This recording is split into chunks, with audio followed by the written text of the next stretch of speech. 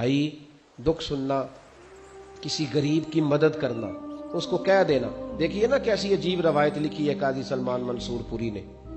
حضرت انس بن مالک رضی اللہ تعالیٰ عنہ کہتے میں حضور کی بارگاہ میں بیٹھا تھا اور کئی سردار آئے ہوئے تھے، مجمع لگا تھا. ایک پگلی عورت آ گئی، دیوانی پگلی، پرانے کپڑے میلے کچیلے، جوتے ٹوٹے ہوئے، بال بکھرے ہوئے، آ کے کھڑی ہو گئی.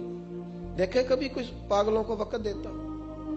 ہمارے ہاں تو پیر سیانوں کو وقت نہیں دیتے، صرف اتنی بات ہے کہ وہ غریب ہیں. پیر سے بھی ٹائم لینے کے لیے بازاروں میں جانا پڑتا ہے.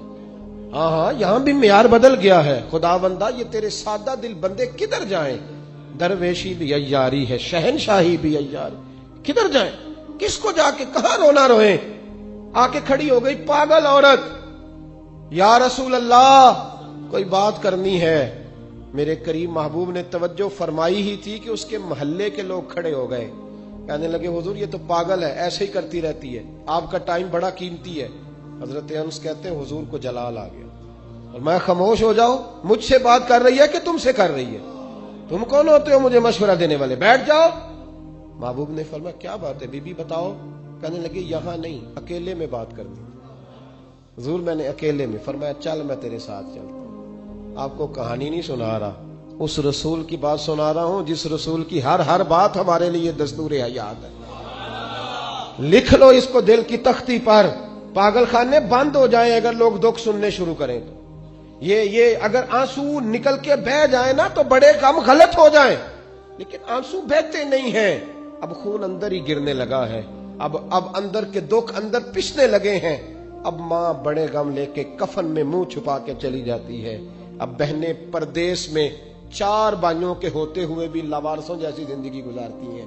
اب کوئی نہیں رہا پوچھنے والا. اب محلے میں ایک غریب گھر کو 6 امیر گھر مل کے نہیں سنبھال سکتے. بس حکومت ہی آئے گی تو کرے گی، حکومت ہی آئے گی. اب نہیں رہا ہمارا وہ ذوق. اخلاقی قدروں کی کمزوری نے ہمیں بڑا نیچے لا کھڑا کیا ہے. بھائیو نبی کریم اس پاگل عورت کے پیچھے پیچھے حضور نے چلنا شروع کر دیا. حضور کو صحرا میں لے گئی، ریت پہ میرے محبوب کو بٹھا لیا. ریت پہ ایسا کوئی محبوب کہیں ہوگا نہ کہیں ہے. دیکھو بیٹھا ہے چٹائی پہ مگر عرش نشیں ہے. حضور بیٹھ گئے تو حضور سے پاگل نے کیا باتیں کرنی ہوتی ہیں؟ اس نے کوئی امور سلطنت پر گفتگو کرنی تھی.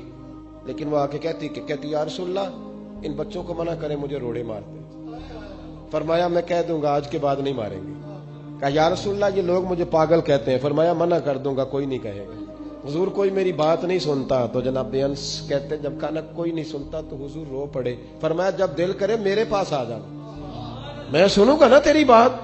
دیر تک کریم رسول نے بات سنی. کوئی بھی اتنا مصروف نہیں جتنی مصروف میرے نبی پاک کی زندگی ہے. 23 سالوں میں دنیا کو بدلنا ہے، لیکن ایک پاگل کو اتنا وقت دینا، اس کی تربیت کر گزرنا. حبیب کریم علیہ الصلوۃ والسلام دیر تک سنتے رہے. وہ خاتون اپنی مرضی سے اٹھ کے کھڑی ہوئی اور کہنے لگی میں تھک گئی ہوں اب آپ جائیے. تو حضور پھر مسکرائے. فرمایا دل دوبارہ کرے نا جب بھی تو فٹافٹ آ جانا، میرا دروازہ کھلا ملے گا. یار جو لوگ زندگی میں بڑا سکون لینا چاہتے ہیں نا وہ کسی اس طرح کے بندے کی خدمت کر کے دیکھیں. جو بڑا سکون لینا چاہتے ہیں، بڑا جو راحت لینا چاہتے ہیں، وہ کسی ایسے شخص کی خدمت. ہمارے دیہات کی نانیاں دادیاں بڑی سادی ہوتی ہیں، انہیں ضرورت ہوتی ہے کہ تھوڑی دیر ابا جی نے کچھ بھی نہیں کہنا، آپ نئی پجارو خریدنے لگے ابا رکاوٹ نہیں ڈالے گا، لیکن ابا سے مشورہ ضرور کریں، ان سے پوچھیں ضرور کہ گاڑی بدلنے جا رہا ہوں. والد کا مشورہ ہی تیرے کام میں برکت پیدا کر دے گا، اس کی صرف رائے ہی تجھے بڑا کر دے گی. آپ ضرور مکان تبدیل کریں اور کئی منزلہ بنائیں، لیکن تھوڑی دیر ابا کے پاس جائیں کہ اگر آپ کہیں تو مکان بدل لوں. اس لیے کہ والد کا صرف مشورہ نہیں ہوگا، اس کی دعائیں بھی تیرے ساتھ ہوں. یہ انفرادیت تجھے ملے گی سادے لوگوں کے ساتھ، ایسے لوگوں کے ساتھ جو. بلکہ امام یوسف صالح نے تو ایک بڑی خوبصورت بات لکھی ہے. کہتے ہیں ایک حضور کا پینڈو تھا. حضور فرماتے تھے یہ ہمارا دیہاتی اور ہم اس کے شہری ہیں. آپ کسی کو پینڈو کہہ دیں اسے بھی غصہ آتا ہے. میں نے بھی دیکھا ایک نوجوان بڑا ناراض تھا دوسرے سے. کیا ہوا؟ کہتا سب مجھے پینڈو کہتے ہیں. میں کہ یار تو منو کہہ. میں الحمدللہ پینڈو ہوں، میرے ابا جی بھی پینڈو ہیں، میرے دادا جی بھی پینڈو ہیں. پینڈو ہونا کوئی معاذ اللہ تعالیٰ بری بات ہے؟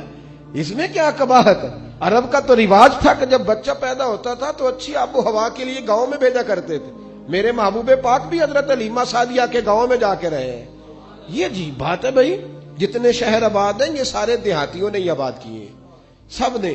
یہ الگ بات ہے کہ شہر میں آ کر پڑھنے والے بھول گئے کس کی ماں نے کتنا زیور بیچا تھا, بھول گئے لوگ. اب وہ کہتے ہیں ہم تو رئیس اعظم تھے شروع سے ہی. تھوڑا پیچھے پلٹ کے دیکھ, تیرے ہوش ٹھکانے آ جائیں گے.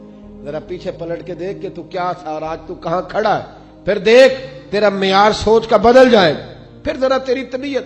حضور فرماتے ہیں ہمارا دیہاتی ہے, ہم اس کے شہری ہیں. اب اس نے دیکھا حضور کی بارگاہ میں کئی لوگ تحفے لے کے آتے ہیں, اور نبی پاک تحفہ قبول فرماتے تھے, اور بلکہ فرماتے تھے دیا بھی کرو لیا بھی کرو, محبت میں اضافہ کرے گا, محبت میں اضافہ کرے گا. بہت سارے صحابہ تحائف لاتے, وہ غریب آدمی تھا, دل بڑا کرتا تھا.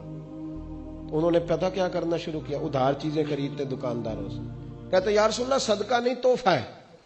حضور تناول فرما لیتے, جب دیکھتے نا کھا لیا ہے صحابہ نے بھی, تو کہتے حضور دکاندار کے پیسے بھی دینے, حضور وہ بھی ذرا ادا فرما دیں, بھیجے کسی کو. تو حضور فرماتے میں نے کہا تھا لا, کا حضور کہا تو نہیں تھا پر کھایا تو ہے نا, آپ نے تناول تو فرمایا ہے نا. یار حضور فرماتے کیوں لائے, مسکرا کے پوچھتے, مسکرا کے پوچھتے.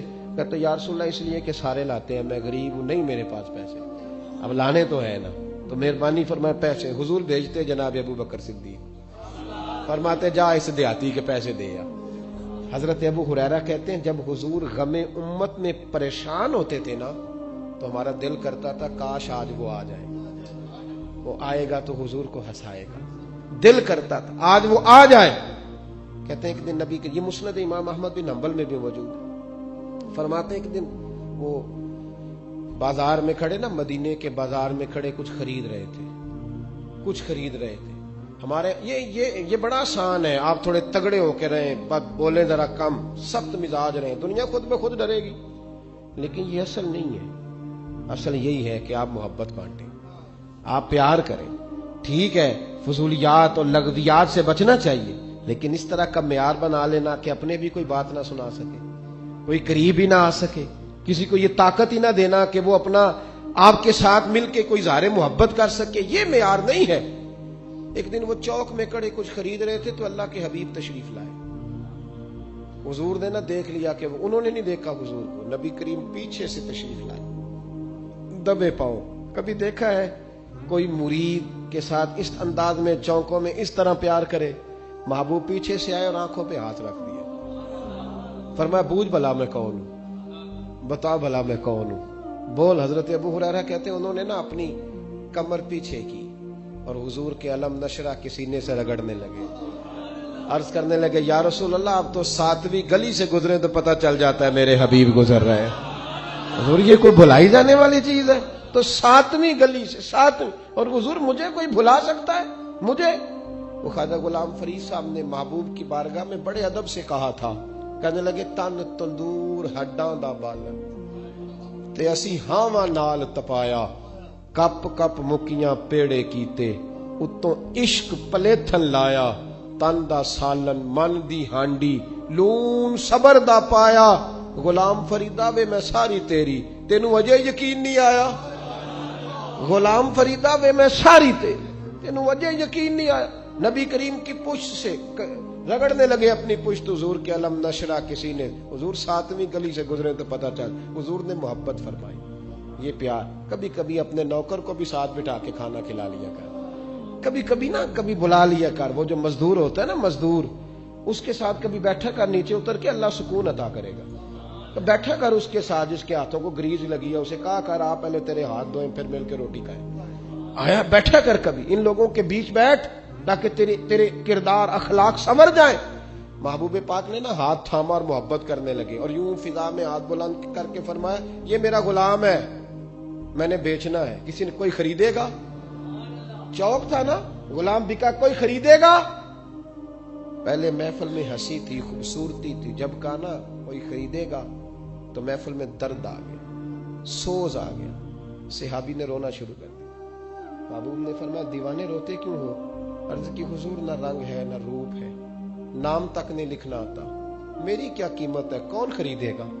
جب ان کی آنکھوں میں آنسو آئے تو حضور بھی روئے. ان کا سینے کے ساتھ سینہ ملایا اور محبوب فرمانے لگے رونا بند کر، جسے میں بیچوں وہ اللہ کی نظر میں بڑا قیمتی ہوا کرتا ہے، اللہ کی نظر میں بڑا قیمتی ہوتا ہے، بند کر رونا۔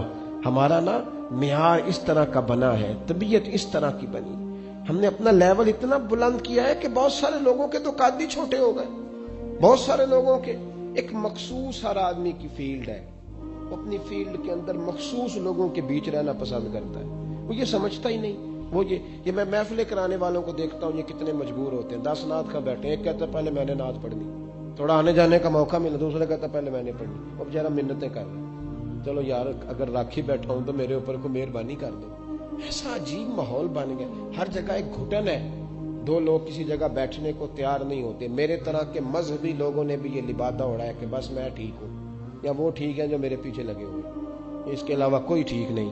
میں سیالکوٹ میں گفتگو کر رہا ہوں اس وقت، ڈسکا میں نہیں کر رہا، تو جو اس وقت ڈسکے میں تقریر کر رہا ہے مجھے اسے سپورٹ کرنا چاہیے نا، اس لیے کہ میں ہر جگہ پہ ایک وقت میں گفتگو کر سکتا، مجھے اسے سپورٹ کرنا چاہیے جو اس وقت لاہور میں، گجرات میں، گجرانوالہ میں بات کر رہا ہے۔ جب میں اسے سپورٹ کروں گا تو دین کا کام بڑھ جائے گا۔ مجھے اپنی حیثیت کا تعین کر لینا چاہیے کہ میری اتنی ہی حیثیت تھی کہ میں اس وقت یہاں آ سکتا تھا، میں ہر جگہ جا سکتا۔ تھوڑا تھوڑا پیار کریں، ہماری اس طبیعت نے ہمارے ماحول میں گھٹن، جب تقریر ہوتی ہے تو لوگ کہتے ہیں سارے سیاستدان برے،